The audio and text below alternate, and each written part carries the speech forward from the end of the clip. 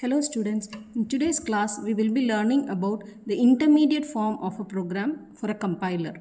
We all know compiler is used to convert the high level language into a machine language. When it does like this, it does not convert straight away into the machine language. It converts into something called as an intermediate form, and from the intermediate form only we are going to convert it into the machine language. In today's class we will be learning about how to convert our high level language program into an intermediate program. The intermediate form of the program is mainly done and it is used for code analysis and optimization. So it is mainly used to represent the executable instructions of a program into an quadruple. So in quadruple we have four things. Quad means four. So here we have four things. First, the operation will be represented, operator 1, operator 2, and then the result will be displayed. For example, if I give the instruction as sum is equal to sum plus value, first from the left hand side we will start including it. So it will be first plus, wherein you will be adding the values of the variable sum and the value. The intermediate answer will be stored in a temporary variable called as I. Afterwards, that I value will be equated or to the resultant called as sum. So we have two instructions for this. These two are the intermediate forms. Now let us see another example for an entire program of how to convert a simple program into a quadruple or in the intermediate form. So here is the sample program. Here we have the variables declared sum q, I, value, mean and variance as integer.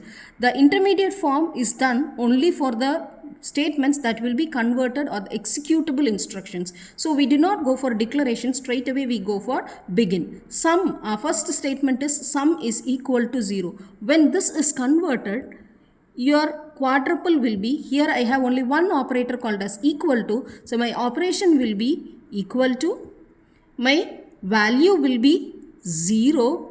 There is no second operator for equal to, so here naturally it will be a blank space, and the value of 0 has to be stored in the variable called as sum.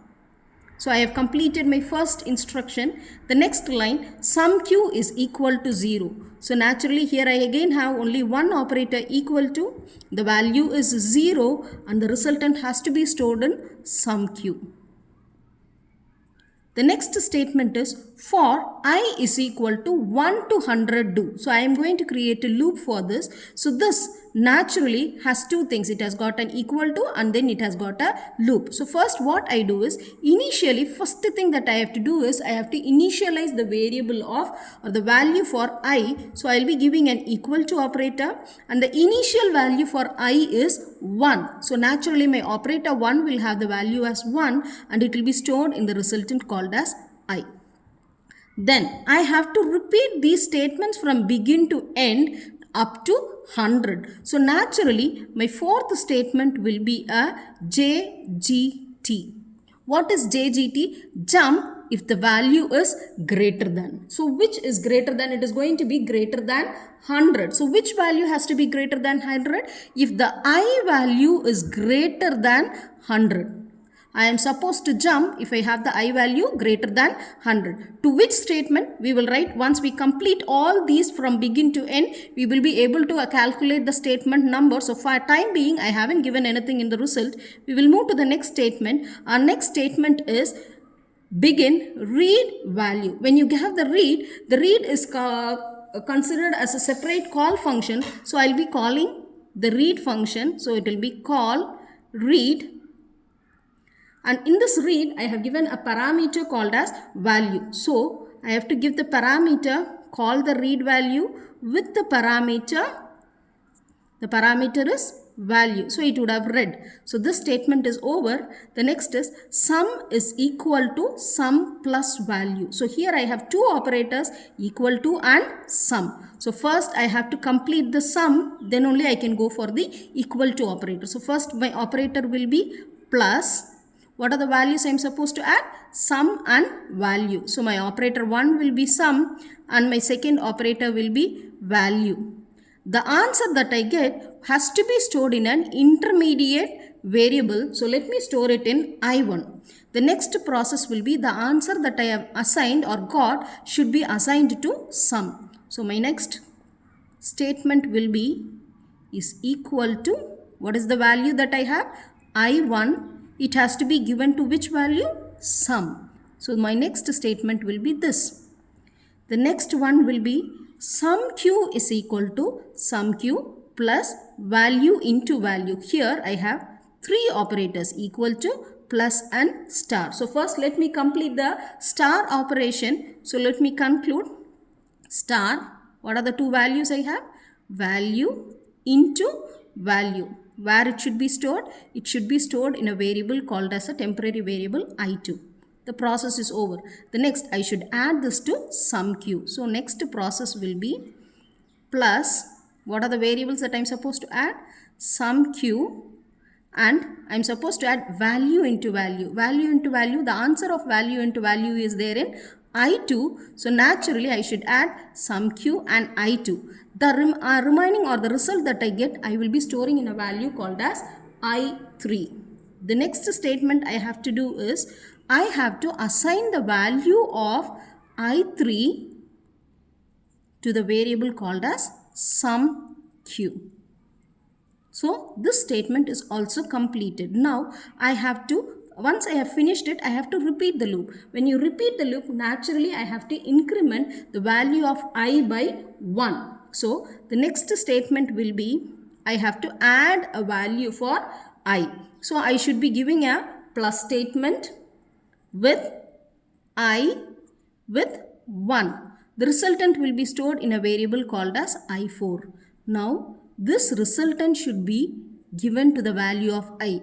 Then only I will become 2. The next time when I do it, it will become 3. Like that I have to repeat the process till it is 100. If I don't give this statement, all the time that my value of I will become 1 and it will end into an infinite loop. So I should give the statement plus I with 1 so that I get a temporary variable I4. Now this value of I4 will be assigned into the variable called as I. Now I got incremented.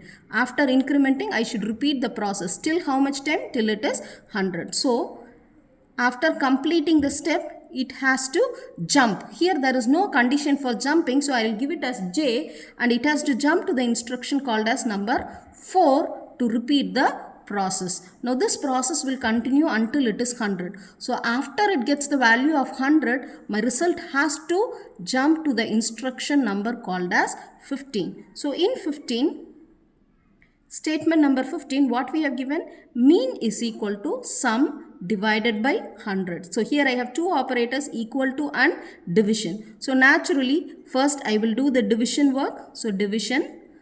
Please be careful here, sum only has to be divided by 100. So I should give sum first, then only I should give 100 next. The resultant again will be stored in an intermediate variable called as I5. Then the I5 has to be equated to the variable named as mean. The next statement is variance is equal to sum q divided by 100 minus mean into mean. Here I have equal to operator, division operator, minus operator, multiplication operator. So I have to be careful which one I have to complete first. So let me complete this sum q divided by 100. Let me give it as div sum q with 100.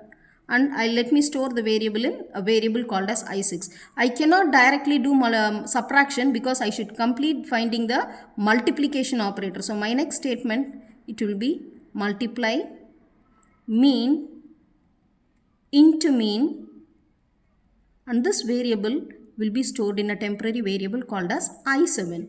The next step will be, I have to subtract sum q divided by 100 minus mean into mean. Sum q divided by 100 is stored in I6 and mean into mean is stored in I7. So now when I do the subtraction, I should subtract I6 from I7 and the result will be stored in I8. The last step will be, the answer that I have attained will be equated to variance. So I should equate the value of I8 to variance. Final statement in this is write statement. So when you give write, naturally it will use a call function. how we use call function for read, the same way we have to use a call function for write. And the parameter here are two parameters. So I'll mention the parameters mean, and the next is the parameter variance. The order cannot be changed. So first you have to write mean, and the second one you have to write it as variance. This is how a single program, here I have given a Pascal program, and the Pascal program is converted into a quadruple or an intermediate form. This is how it is getting converted in the compiler. After getting all this intermediate form only will be used for analyzing and code optimization, after which only it will be converted into the machine language for the systems to execute. Thank you.